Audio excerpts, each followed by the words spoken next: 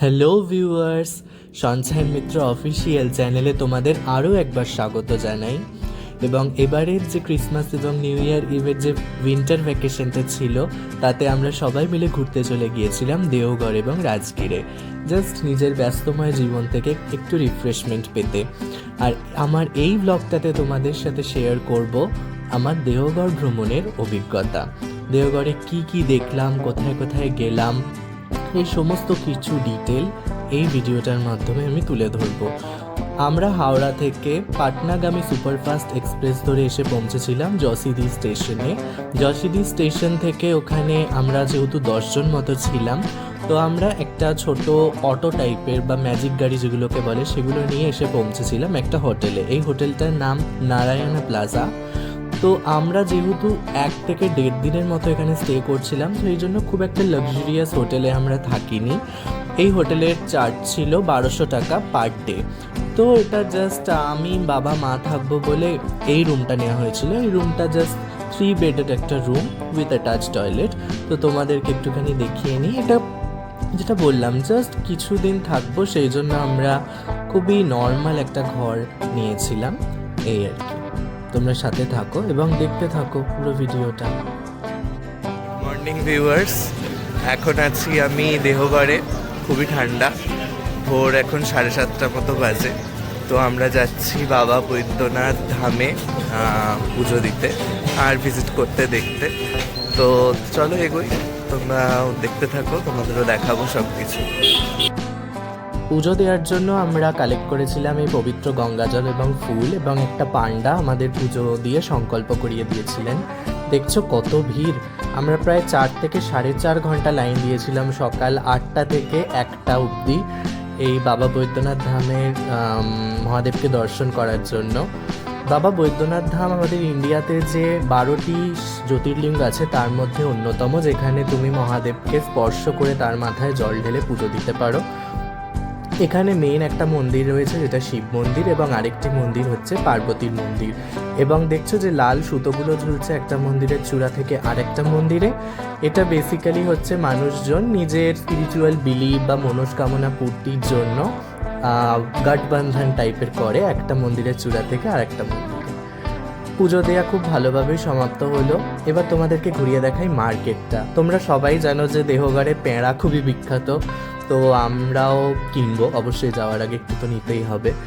এছাড়া এখানে যেগুলো পাওয়া যায় সেগুলো হচ্ছে বিভিন্ন রকম শিবলিঙ্গ, মহাদেবের বিভিন্ন মূর্তি, অন্য দেবদেবীদের মূর্তি, রুদ্রাক্ষ থেকে শুরু করে হার থেকে শুরু করে বিভিন্ন রকম স্কাল্পচার, ছোট পিতলের জিনিস, এই যে দেখো বিভিন্ন রকমের এখানে রয়েছে। তোমরা এলে অবশ্যই কিছু নিয়ে যেও, আর আমি তো অবশ্যই নেবই। এখানে মিষ্টিও রয়েছে। এই যে সামনে যেটা দেখছো ওপরে, এটা কিন্তু একরকম আমলকির মিষ্টি। দেখো একদম উপরে যেটা রয়েছে, বেশ টক টক অথচ ভেতরে মিষ্টি। এই ফটোগুলো দেখো, এখানে যে 12টা জ্যোতির্লিঙ্গ রয়েছে সেগুলোকে সুন্দরভাবে দেওয়া আছে। এটা কি, আমি এটা একটা নেব ভাবছি বাড়ির জন্য। আর এপাশে তোমরা এখানে ম্যাগনেটসও পেয়ে যাবে যদি কেউ ম্যাগনেটস নিতে চাও। বা এই দেখো ছোট যে মন্দির রয়েছে, এই মন্দিরের একটা অনুরূপ প্রতিকৃতিও এখানে বিক্রি হচ্ছে এই বৈদ্যনাথ ধামের, সেগুলো তোমরা কিনতে পারো। এছাড়া আদি যোগী যা থাকে আর কি। পুজো টুজো দিয়ে আমরা নিজেদের হোটেলে ফিরে এসে একটুখানি লাঞ্চ করে নিলাম। আমাদের হোটেলে আজকে আমরা ভেজ থালি নিয়েছিলাম, যেখানে ডাল, ভাত, রুটি, সবজি, কিছুটা স্যালাড, আচার, এই সমস্ত ছিল। এরপর আমরা বেরিয়ে পড়লাম। যেহেতু পুজো দিতেই অনেক দেরি হয়ে গেছিলো, তাই অনেকটা বেলা হয়ে গেছে, প্রায় এখন 3:30 বাজছে। তো যতটা ঘোরা যায় আর কি, আমরা একটু সাইট সিনের জন্য বেরোলাম। এসে পৌঁছেছি নলঙ্কা টেম্পলে, দেওঘরের। তো এই মন্দিরটা চলো তোমাদেরকে আগে ভেতরে ঢুকি এবং দেখা।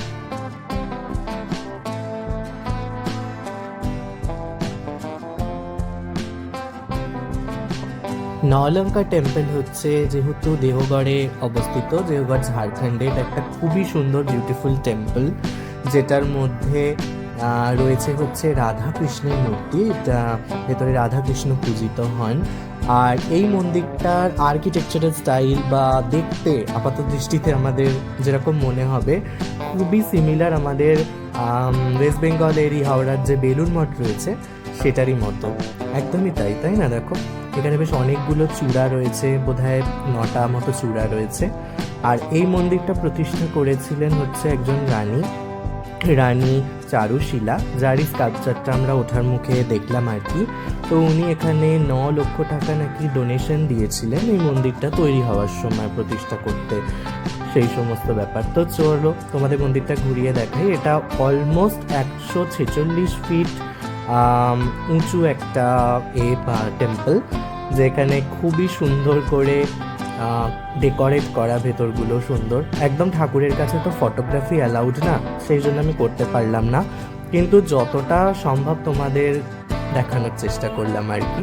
তো দেখো এখানে বড় একটা বেলুড় মঠের মতোই যেরকম বলছিলাম ওরকম হল রয়েছে। পরবর্তী যে ডেস্টিনেশনে এসেছি সেটা হচ্ছে তপোবন দেওগড়ের। তো আমি বলেইছি যে আমরা অনেক দেরি করে ফেলেছিলাম, তাই জন্য পুরো তপোবন তো এখন ঘোরা সম্ভব নয়, তাই সেই জন্য অল্প একটুখানি আমরা উপরে উঠলাম। আপনারা যদি আসেন পুরোটাই ক্লাইম্ব করে, এটা একটা পাহাড়, সেখানে উপরে উঠতে পারেন এবং ধাপে ধাপে অনেক মন্দির রয়েছে। যেমন এই নিচে যে মন্দিরটা এখন দেখালাম, এটা একটা শিব এবং দুর্গার মন্দির।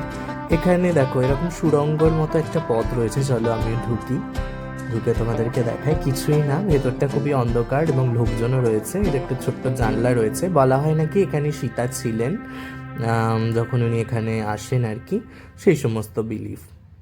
তো ওপর থেকে তোমাদের ভিউটা দেখাই। এটা তুমি যত ওপরে উঠবে তত বেশি ভিউটা খুলবে।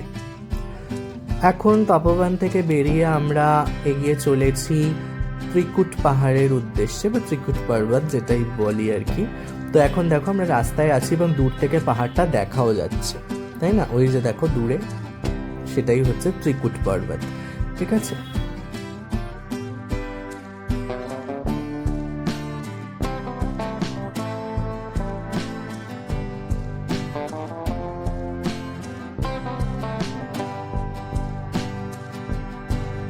ত্রিকুট পর্বতের যে মেন যে এরিয়া, যেখানে গাড়ি পার্ক করা হয় আর কিছু ছোট ছোট স্টল বা দোকান রয়েছে, সেখানে আমরা চলে এসেছি ইতিমধ্যেই। এখানে দেখো প্রচুর পরিমাণে এই হনুমান রয়েছে, সেই জন্য মানে কিছু খাওয়ার উপায় নেই আর কি, হাত থেকে কেড়ে নিয়ে চলে যাবে। এই যে এটাই হচ্ছে ত্রিকুট পর্বত।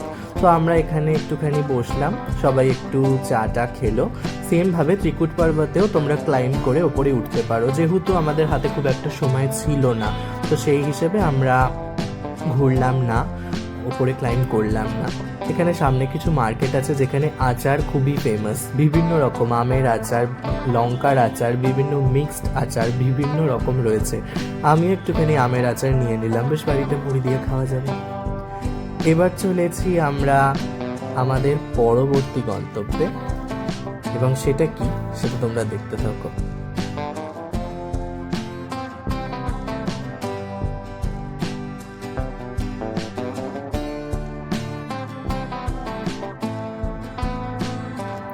এবার আমরা যেখানে চলে এসেছি সেটা হচ্ছে বাসুকিনাথ টেম্পল। সেমভাবে বাসুকিনাথও হচ্ছে বৈদ্যনাথ ধামের মতোই একটি শিব মন্দির, শিব এবং পার্বতীর মন্দির রয়েছে। মনে করা হয় যদি তুমি বৈদ্যনাথ ধাম দর্শন করছো তাহলে বাসুকিনাথও দর্শন করতে হয়, তবেই তোমার এই যাত্রা বা এই দর্শন সম্পূর্ণ হয়। এবং এই বাসুকিনাথ টেম্পলে মনে করা হয় যখন সমুদ্র মন্থনের সময় মহাদেব বিষ পান করেছিলেন, তখন তারপর এখানে তিনি আশ্রয় নিয়েছিলেন।